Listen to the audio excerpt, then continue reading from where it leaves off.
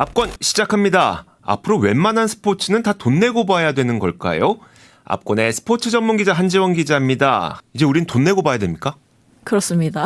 아, 5월부터 이제 한국 프로야구 중계권을 티빙이 독점을 하면서 유료로 전환했는데요. 네. 기존에 이제 200억 원이었던 중계권보다 2배인 400억 원을 내면서 독점권을 확보했고, 그러면서 이제 유료 전환이 된 거죠. 네.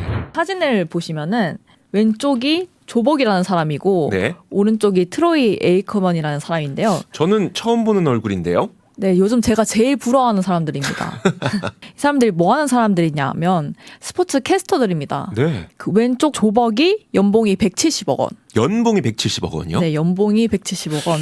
그리고 에이크먼이 246억 원을 받는 걸로 알려져 있습니다. 246억 원. 네, 사실 좀 감이 안 오시죠? 네, 이게 이게 어느 정도냐면 그 이정우 선수가 메이저리그로 가면서 받는 연봉이랑 비슷하고요. 이번에 그 류현진 선수가 국내 하나이글스로 복귀하면서 8년간 170억 원을 받기로 돼 있었거든요. 류현진 선수는 8년간 170억 원이고 네. 조벅 캐스터는 1년에 170억 원이라면서요. 네, 그렇죠. 아, 이 캐스터가 야구 선수들보다 상당히 많은 돈을 받는 거죠. 캐스터가 어떻게 이렇게 돈을 많이 받습니까? 왜냐하면 이 미국이나 영국은 스포츠를 유료로 중계하기 때문입니다. 아, 이런 프로 스포츠가 발전한 나라에서는 무료 중계라는 말 자체가 없거든요. 네. 이렇게 영화를 보면은 미국에서 펍 같은 곳에서 다 같이 맥주를 마시면서 경기를 보는 문화가 있잖아요. 네.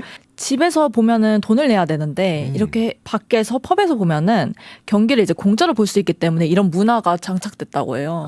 집에서 보면은 돈을 내야 되니 펍에서 친구들과 보자. 네, 그렇죠. 아, 근데 이제 한국도 이런 문화가 조만간 확산되겠어요? 그렇죠. 사실 이미 좀 진행되고 있는데 5월 1일부터 티빙이 한국 프로야구 중계권을 확보를 하면서 중계를 전면 유료화했거든요. 네. 근데 티빙이 이제 독점으로 프로야구 중계를 한 이후에 이용자들의 불만이 좀 커지고 있는데요. 왜냐하면 그동안은 네이버에서 무료로 볼 수 있었는데 네. 티빙에서는 5월 1일부터는 최소 월 5,500원 정도를 내야지 생중계 시청이 가능합니다. 일단 4월에는 무료로 가입만 해도 볼 네. 수 있다고 하니까 4월에는 뭐 가입자가 많이 늘긴 했겠네요. 네, 그렇죠. 프로야구 개막을 하면서 3월 말에 엄청 많이 늘었다고 해요. 3월에 티빙 설치 건수가 71만 건에 달했고요. 네. 이게 넷플릭스의 한 2.5배 정도 되는 수치입니다.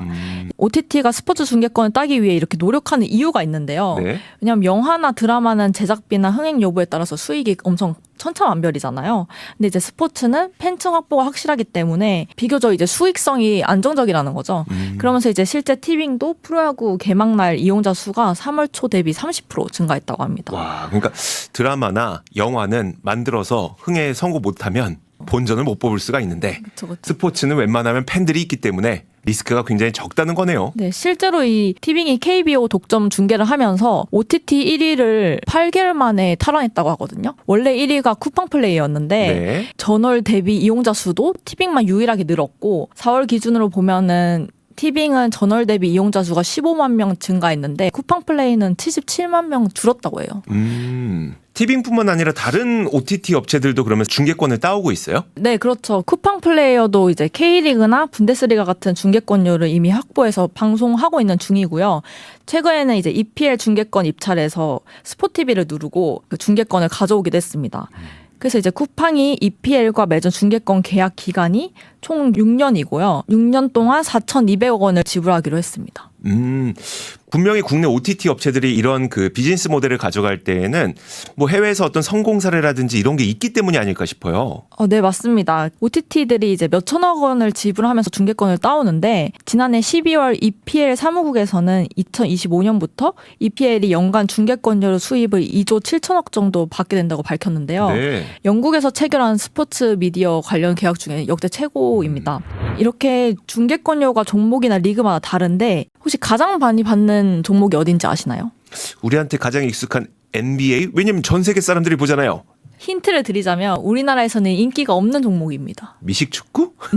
네. 네, 맞습니다. 저도 스포츠를 굉장히 좋아하지만은 미식축구를 국내 TV에서는 본 적이 없는 것 같아요. 네. 지금까지 측정된 TV 중계권료를 보면은 방금 말한 EPL이 전 세계 3위에 해당되고 이제 미식축구 NFL이 매 시즌 13조 6,800원 정도를 벌면서 압도적인 1위입니다. 야, EPL은 3조가 안 되는데 NFL은 거의 13조니까 4배 가까이 많네요. 네, 그렇죠. 와. 그러면서 이제 2위가 NBA, 뭐 EPL, MLB, 분데스리가 순으로 이제 측정이 돼 있고요. 근데 이런 중계권료를 많이 받으면 수익은 누가 가져가는지 아시나요?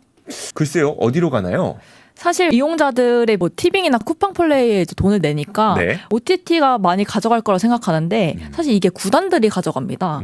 구단들은 이제 유료화 서비스가 되면은 스포츠 산업 측면에서도 더 많이 발전한다고 사실 좋아하고 있거든요. 네. 왜냐하면 이제 프리미어 리그 같은 경우를 보면 처음부터 TV 중계권료를 많이 받은 게 아니고 1992년 출범 당시에는 5시즌을 묶어서 3,500억 정도의 계약을 했었는데요. 네. 이런 수익들이 이제 구단으로 가면서 전지 훈련을 더 좋은 곳으로 가거나 아니면 더 좋은 선수들을 영입하면서 팀 성적이 좋아지고 팀이 잘하면 당연히 스포츠 팬들이 더 많이 유입이 되잖아요. 네. 그러면서 이제 선수단 구조가 계속되면서 최근 EPL 중계권료가 리그 출범 당시랑 비교하면은 40배가 올랐다고 합니다. 야, 사실 유료로 스포츠를 본다는 말에 국내 스포츠 팬들은 굉장한 반감을 갖고 있지만 스포츠 산업 측면에서 보면은 유료 중계를 통해서 구단의 돈이 조금 더 흘러 들어가게 되고 그걸 통해서 더 좋은 훈련과 더 좋은 선수를 영입함으로써 더 많은 스포츠 팬들이 유입되는 거네요. 그렇죠. 실제로 이제 티빙이 이번에 유료로 전환을 하면서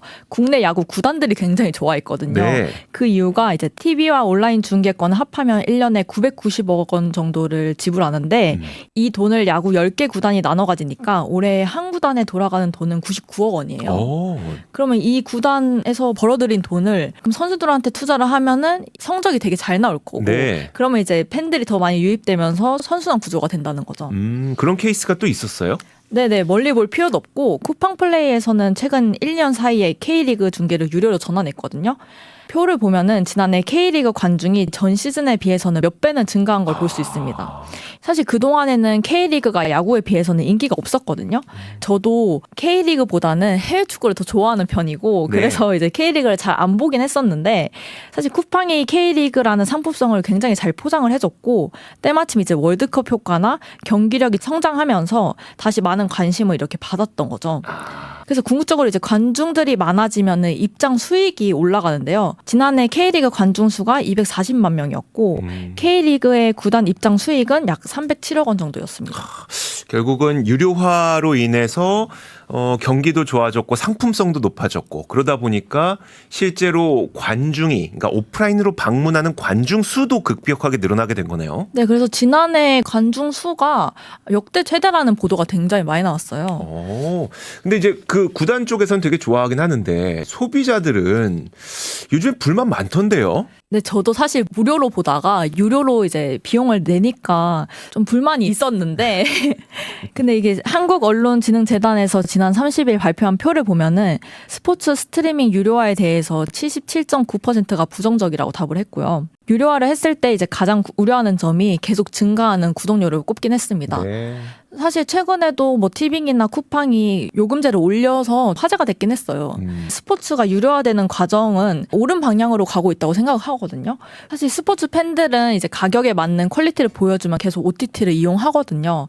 근데 이제 티빙이 초반에 좀 이슈였던 이유가 그 야구 자막이나 중계 실수를 하면서 뭐 무료보다 못하다 이런 좀 말이 있긴 했는데 사실 지금은 또 그런 실수가 많이 없어졌어요. 네. 그래서 퀄리티는 아마 시간이 해결해 줄 문제인 것 같고 해외에서도 유료화를 통해서 뭐 스포츠 선수들이나 아니면 마케팅 비용에 이렇게 투자해서 스포츠 산업 발전이 된 것처럼 이제 국내에서도 아직 국내 팬들에게는 좀 반감이 있겠지만은 중계권이 유료화가 되면서 구단들한테 수익이 가고 그럼 스포츠 선수들한테 투자가 되면서 팀 성적이 좋아지고 이런 과정을 통해서 스포츠 산업을 발전하게 되는 그런 선순환 구조가 될 거라고 생각합니다.